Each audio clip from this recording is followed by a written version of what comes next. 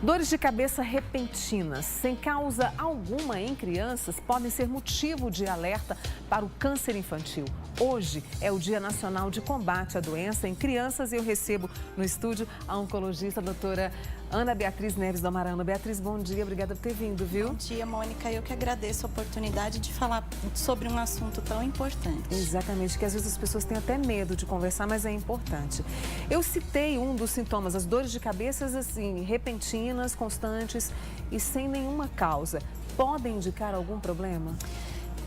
O câncer infanto-juvenil, ele tem uma dificuldade no diagnóstico porque os sinais e sintomas são muito semelhantes a outros sinais e sintomas de doenças mais comuns. Então, você falou da dor de cabeça. A dor de cabeça, ela pode ser, sim, um sinal de hipertensão intracraniana e de ter um tumor dentro da cabeça, mas pode ser uma enxaqueca, pode ser uma dificuldade visual que levou a criança a ter uma dor de cabeça, mas no final da tarde. Então, por serem outro que também é comum, além da dor de cabeça, uma febre de origem indeterminada e que não melhora. A gente fala, bom, então toda a febre eu tenho que achar que é câncer? Toda dor de cabeça eu tenho que achar que é câncer? Não, a gente tem que fazer um bom acompanhamento pediátrico, um acompanhamento que tenha retornos regulares, que seja avaliado, que seja investigado. Então, não é a primeira vez que a criança tem aquilo que a gente tem que ficar muito alarmado, mas tem que seguir e tem que ver a evolução, porque um sintoma que melhora sem tratamento não é o câncer. Então, se ele persistir, progredir, piorar, a gente tem que ficar muito mais alerta. Doutora Ana, e os tipos mais comuns de tumores em crianças e adolescentes, quais são? O tipo mais comum é a leucemia. Dentro do grupo de leucemias, o tipo mais comum é a linfóide aguda. E depois a gente tem os linfomas, os tumores de sistema nervoso e os outros tumores sólidos, sarcomas, tumores renais, eles são mais raros. E no caso hoje, quando diagnosticado cedo, as chances de cura também são altas? O diagnóstico precoce, ele é a grande bandeira da Sociedade Brasileira de Oncologia Pediátrica, porque quanto mais cedo a gente diagnostica, mais chance a gente tem de fazer uma investigação de suporte melhor, instituir um tratamento que seja menos agressivo se o tumor tiver inicial. Então, incentiva-se os pediatras dentro da Sociedade Brasileira de Pediatria, é feito muito incentivo, muitos encontros para que a gente não faça com o câncer só um diagnóstico de exclusão. Ele tem que ser um diagnóstico diferencial de qualquer outra doença.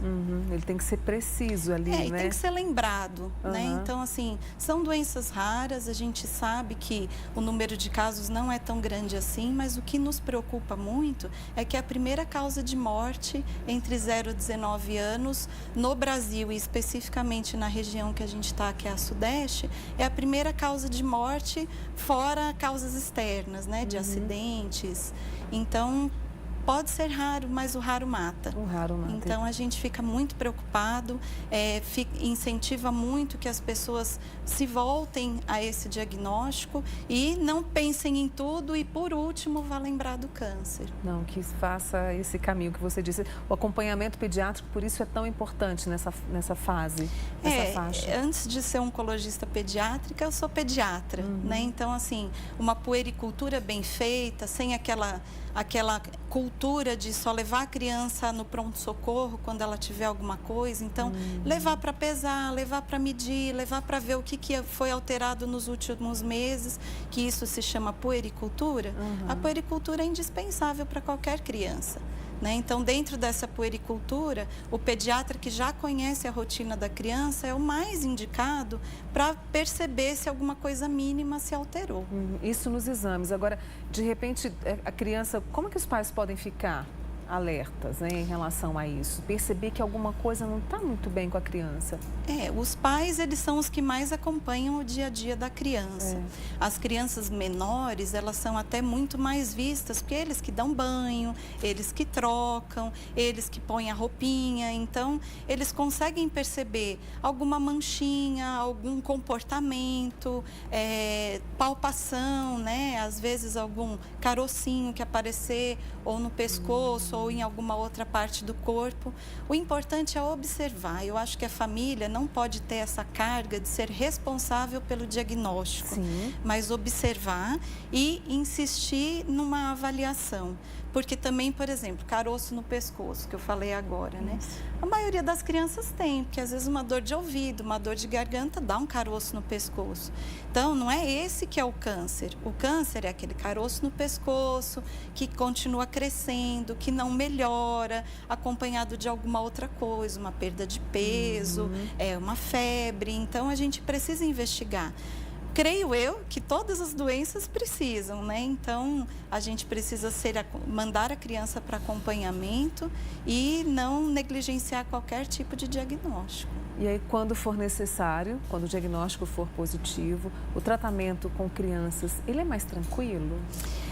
A criança, ela tem, eu diria que um organismo mais facilitador do tratamento, Mônica, porque ela não tendo outras doenças de base. Por exemplo, a criança tem menos chance de estar obesa, de estar hipertensa, de estar diabética, não tem toda a carga que a idade traz, né, de envelhecimento natural do corpo.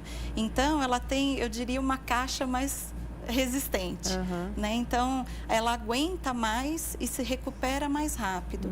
E é incrível, a gente às vezes vê crianças fazendo quimioterapias fortíssimas, radioterapias mais agressivas, cirurgias amplas. No dia seguinte, você olha, ela está correndo na enfermaria, a coisa mais linda de vitalidade, né? Então, eles são mais resistentes e também tem uma outra questão da própria biologia tumoral. Os tumores têm uma origem mais embrionária, então eles têm outro comportamento frente à exposição a um tratamento, né? Então, tem um grupo em São Paulo que fala muito, é mais ou menos um slogan que eles usam no dia a dia de trabalho, e eu gosto bastante, que o câncer infanto-juvenil é uma luta que vale muito a pena ser vivida, porque você todos os ganhos que você tem ao longo e o resultado positivo no final, que é muito maior o percentual de cura em relação ao adulto, vale muito a pena. E vale muito a pena conversar com a doutora Ana Beatriz Neves do Amaral, oncologista pediátrica, com a gente aqui hoje, falando sobre essa data tão importante que é preciso conversar, preciso prestar atenção e fazer isso que ela trouxe, a puericultura, né? Que o Brasil precisa fazer bastante. Então, é perfeito, né, Ana Beatriz? No bebê é muito comum, né? Assim, o bebê nasce, sai da maternidade e vai fazer, né? Agora, a continuidade, quando cresce, está bem, então é um pouco mais negligenciado. A ebiatria, que é a puericultura do adolescente, a gente tem que fazer e tem que cuidar, porque prevenir é sempre um sinônimo de saúde, né? Exatamente. Muito obrigada, Ana Beatriz, oncologista pediátrica, com a gente aqui hoje. Obrigada, viu, Ana? Eu que agradeço a oportunidade e fico à disposição. Obrigada, viu? Bom dia.